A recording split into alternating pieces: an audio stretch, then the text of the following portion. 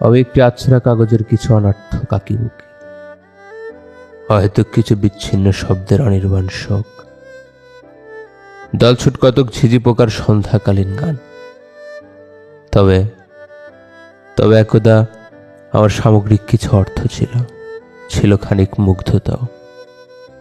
এক নারীর প্রসব ব্যথার বিনিময়ে ধার্য হয় একটি জন্ম আমাকে করেছে অর্থহীন, হাস্যকর, অনন্ত অসুখী।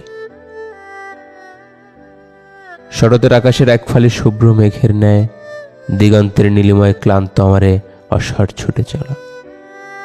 চিরকালই আমাকে ফেলে উড়ে চলে যায় এক পাল ধবল সাদা বক, একটি নির্জন সন্ধ্যা।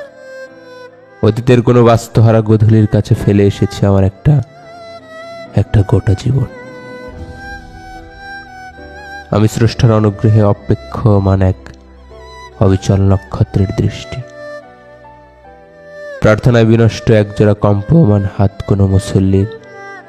আমি পুরনো দেয়ালের পাঁচিল বেয়ে ওঠা একটা বিকলাঙ্গ চন্দ্রমল্লিকা।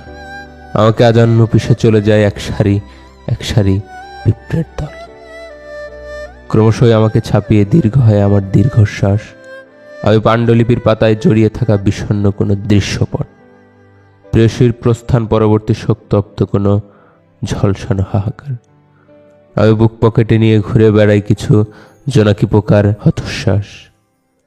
আমি সমাপ্তির পরেও কোনো আহত অনুকল্প, যা আজও পড়েনি কেউ, শোনেনি কেউ। আমি কোথাও নেই, আমি কোথাও থাকি না।